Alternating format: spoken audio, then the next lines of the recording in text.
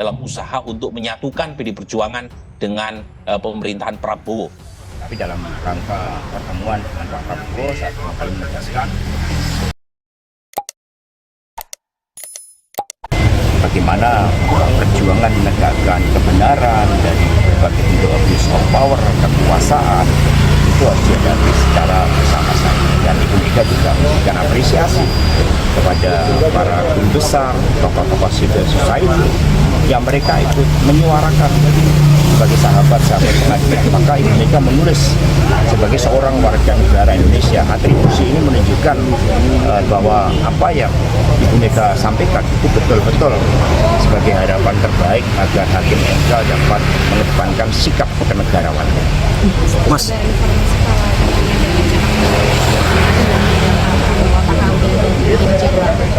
ya, pertemuan kan sebenarnya Mbak Puan dalam kapasitas sebagai Ketua DPR RI yang memang perlu komunikasi dengan seluruh tokoh-tokoh nasional termasuk pimpinan partai politik.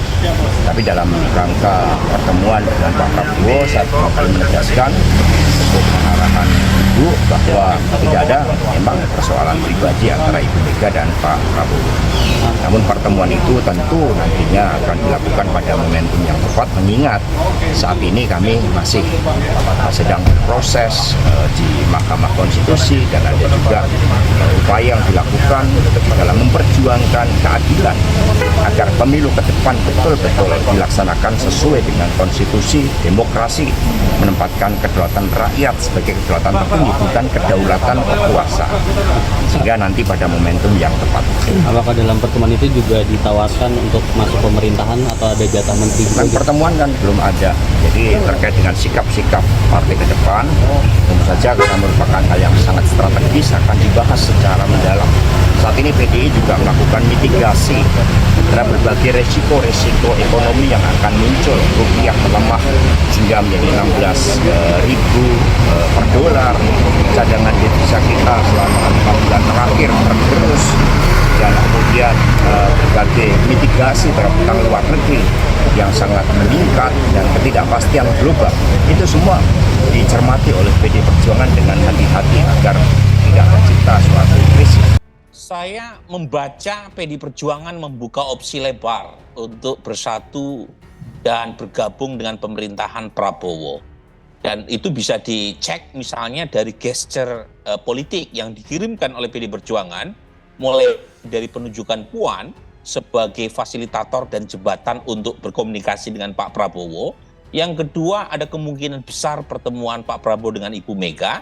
Dan yang ketiga, itu makin tidak jelasnya hak angket yang sebelumnya dikeluarkan oleh PD Perjuangan. Jadi ini saya baca semacam gesture politik dari PD Perjuangan untuk membuka komunikasi dan sekaligus ya masuk dalam skenario koalisi Pak Prabowo seiring dengan layu sebelum berkembangnya hak angket yang sebelumnya disampaikan oleh Ganjar dan elit PDIP. Nah, Mas Burhan, lalu kenapa ini bentuknya penugasan? Mengapa nantinya akan ada report kah ke Ketua Umum untuk melihat wait and see-nya?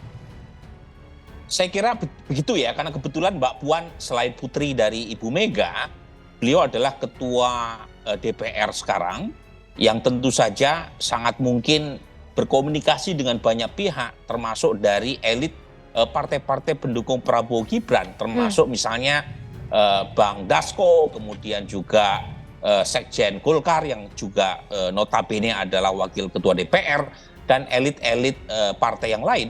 Jadi Mbak Puan menjadi kunci ya, apakah PD Perjuangan bisa bergabung atau tidak.